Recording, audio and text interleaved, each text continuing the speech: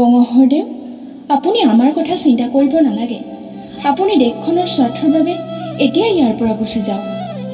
জয়া, তোক মই আকৌ সুধিছো, ক কথা পানী ক'ত আছে? নকওঁ কিয়? নকওঁ, মই নকওঁ। তহঁতৰ অত্যাচাৰত মোৰ প্ৰাণ গ'লেও বঙহৰদেৱৰ ঠিকনা মই নকওঁ।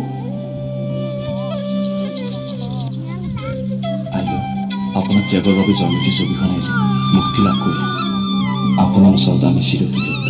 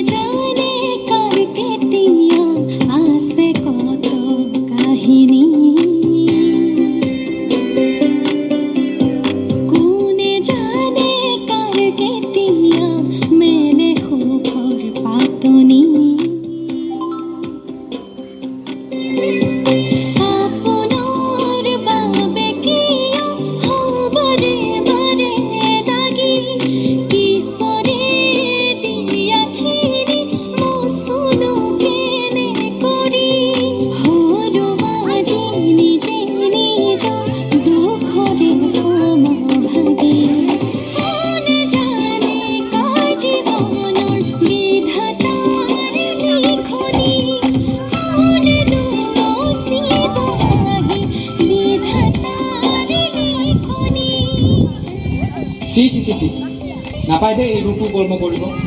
পৰপুৰুষক বঙহৰদেৱ বুলি সম্বোধন কৰি চিনেমা কৰি দেখুৱাইছে। আজিৰ পৰা তই বৰঘৰত প্ৰৱেশ কৰিব নোৱাৰ। আমাৰ সমাজত তই কলংক সানিছ। যি পুৰুষে তাইক বিয়া কৰাব তেওঁক এই সমাজৰ পৰা এঘৰীয়া কৰাব।